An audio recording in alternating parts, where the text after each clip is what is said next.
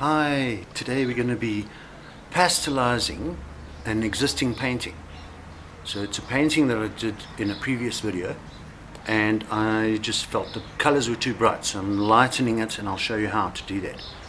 Especially watching out for red and white not becoming pink, but red and white becoming light red. Okay, thank you for watching.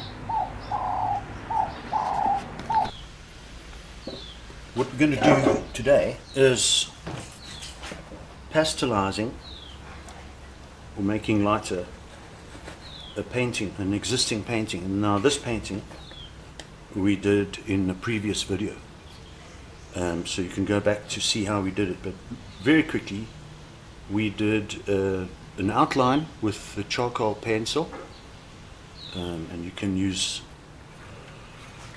normal charcoal sticks. Yeah, these are a little bit heavy, a bit thick for a small painting, but you can get yourself a charcoal stick and it actually sharpens to a point, so that's really nice. Okay, so I did an outline and then colored in as we went along, but what I'd like to show you here is we're going to pastelize this painting. So I've got a smooth square brush, I've got my palette, and I'm taking acrylic paint. This is an acrylic painting, so it's dry, and just start by taking a little bit of white paint, okay, and I'm watering it down. So I'm getting a very light, I'll begin with the purple so you can actually see what pastelizing is. So I'm going to start on the outside, and what it's going to do is it's going to lighten everything, and I still want it to be paint strokes. I still want to have the paint strokes. If your paint is too heavy, then what you can do is you can take it off with another brush, a clean brush, and you can actually just take it back to a little bit more purple. Okay, so we put that in our jar. In the jar. Now the interesting thing for me about this particular painting, I've got lots of red, and what happens is, you probably know, when you add white to red color, wet white in wet red is going to make a pink. Now unless you're aiming at a pink, you don't want a pink, then this is a way of making your entire painting lighter. So let's start at this apple, whatever. So it's very thin paint, and I'm pastelizing the red. So this is not really pink, it's actually light red, and it's really hard to get that color when you have wet paint. To get a light red, you have to almost buy it out of the tube. So this is very easy to do and very effective as well. So I've got very light paint, the white in the paintbrush. If I paint white on white, this is a dry white, it's going to become lighter, and it'll get lighter and lighter and lighter the more you put on, the more layers you put on. So I'm layering it, and generally speaking, okay, it's going to dry very quickly because it's a hot day again, and nice beautiful hot day, so my paint is drying very quickly, which is a good thing. If you would to paint in oil, you know the oil would be taking longer to dry, and you wouldn't be able to pastelize straight after you finished the original undercoat, this undercoat that we've got. So you'd have to wait for the oil to dry thoroughly, and it's actually not easy to pastelize with oil, because it's always going to be regenerating. So we're using acrylic here. So now I'm just going to continue with this very thinned down acrylic paint. Okay, and the paint strokes are, I want them to be visible. I don't want to paint as if I'm painting a panel or a wall. No, you really want to keep the paint strokes. I'm darting across here because this is dry and I want a lighter area there, and this is wet. This was wet and now it's dry white. If I put a second layer on, this becomes a even lighter than we had it at the beginning. Not so bad to have this texture. Actually looks quite good. So this texture here can stay. Actually want it to stay, that texture. So that's pretty cool. And I'm doing my last apple, or peach, pear, whatever. It's not a pear, it's an apple or plum. And I'm lightening the entire painting.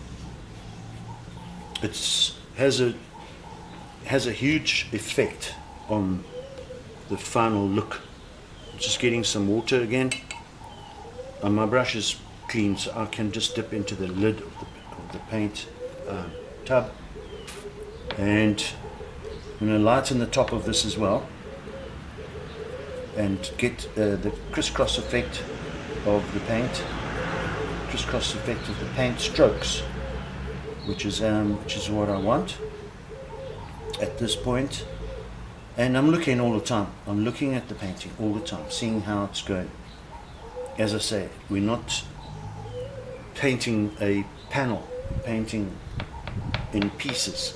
So this green can also soften, and it's actually a very nice green. I mixed it with blue, French ultramarine, and lemon yellow, and it gets you a nice green that is not too bright.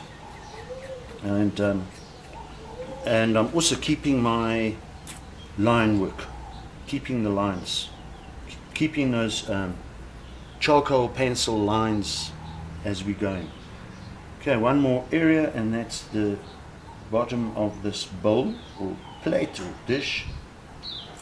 Okay, and that's actually about it. It's finished. Keep the lines. If you're not sure, then just wipe off with your finger. Okay, at this stage I want to kind of come to the end of the painting, so this is a pretty short video, and I'm going to, with very heavy white paint, I'm just going to edge my painting, and that can also be textured. Looks quite cool to have the texture coming right through. And you'll notice at this stage that the bottom of the painting has got my full initials, DHL. And what you find is in smaller paintings with a long name like Denis Hilton Lees, DHL might be better. Can always sign the back of the painting in a full name, but I felt that it would take too much from the actual visual of the painting to have my whole name in there, so I've kept it DHL, just small. Take your pencil or whatever, and you can sign the back of the painting. And here I've actually got notes. I've got notes on the back of the painting. So this is canvas board. Very nice to paint on with small paintings, yeah. And we're just taking care of. You might be able to see how yellow the white is compared to the white of the canvas, and it's usually when it's wet. As it dries, it becomes white, almost like a chalky white. So we're going to take care of this whole section, all the border around my painting, and as I say, drying very, very quickly, which is sometimes a good thing and sometimes not a good thing. All depends on the effect that you want to have as a final painting. So we're nearly there, and I'm going to border the painting with a frame, and you'll see what the frame actually does for the painting. So we've got an inner over here, and we're putting the frame on. So the frame sits there, and look at that pastelization of the painting. It's really nice and soft, cute little painting. Okay, well, thank you for watching. We'll see you in the next video.